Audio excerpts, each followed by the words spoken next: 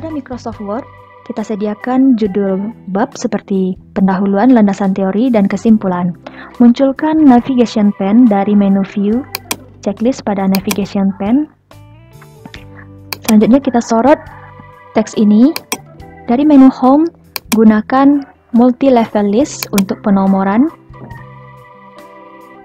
Kemudian masukkan heading 2 untuk subjudul, seperti pada bab 1 ada latar belakang, rumusan masalah.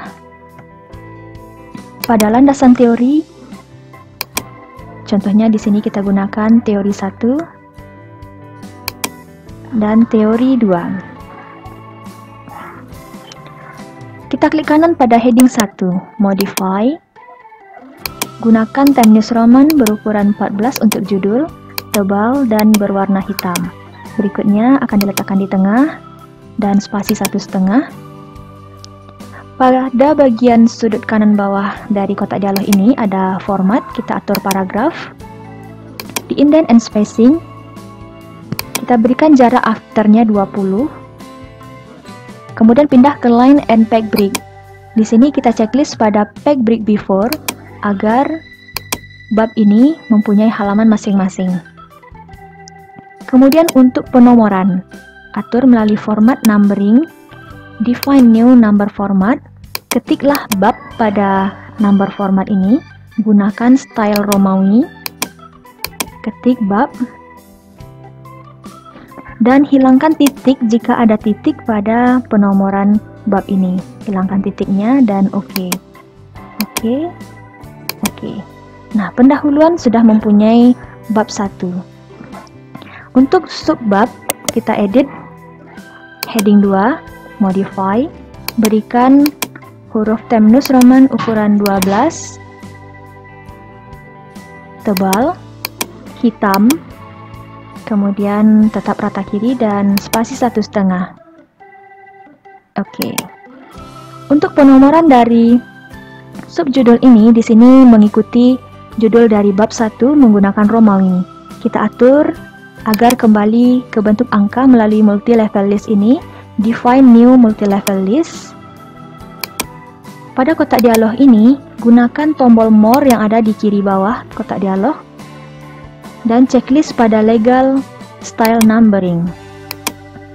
Maka penomoran sudah berganti menjadi angka. Kita pindahkan subbab yang kedua seperti rumusan masalah ke halaman berikutnya dan juga teori 2 ke halaman berikutnya. Untuk pengaturan judul bab, kita ingin membuat bab 1 ini berada di atas dan pendahuluan berada di bawah bab 1. Untuk memisahkan bab 1 dan pendahuluan, gunakan Shift Enter.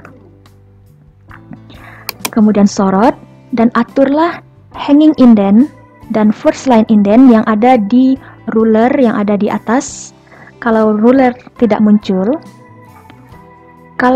ini tidak muncul, munculkan melalui menu view, checklist pada ruler. Tarik hanging indent dan majukan first line indent agar bab 1 pas berada di tengah pendahuluan. Lanjut dengan landasan teori, Shift Enter, sorot, tarik mundur hanging indent dan majukan first line indent.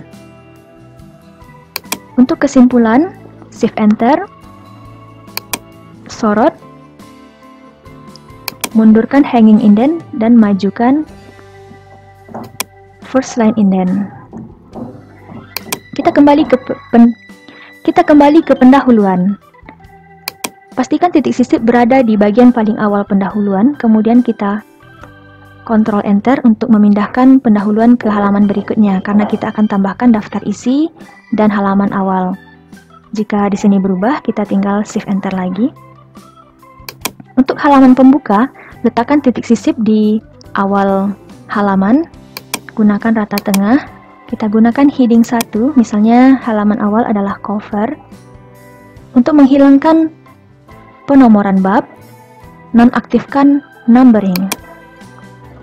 Kita lanjutkan ke halaman berikutnya dengan Ctrl Enter untuk halaman pengesahan.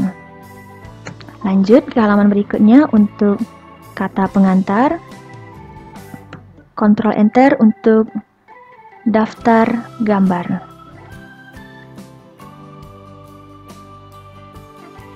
Pada daftar isi, kita enter untuk pindah baris. Kemudian kita masukkan daftar isi untuk outline ini. Dari menu References, gunakan Table of Content. Pilih perintah Custom Table of Content.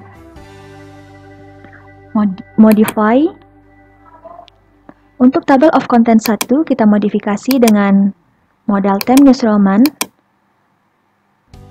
12, tebal, berwarna hitam, rata kiri dan spasi 1. Table of Content 2, modify, Times New Roman 12, tidak tebal, rata kiri dan spasi 1. Oke. Nah, di sini kita sudah mempunyai daftar isi. Pada pembuatan outline, di sini sudah lengkap, ada cover, halaman pengesahan, dan kita sudah memasukkan daftar isi. Mari lanjutkan ke tutorial berikutnya mengenai pengaturan nomor halaman.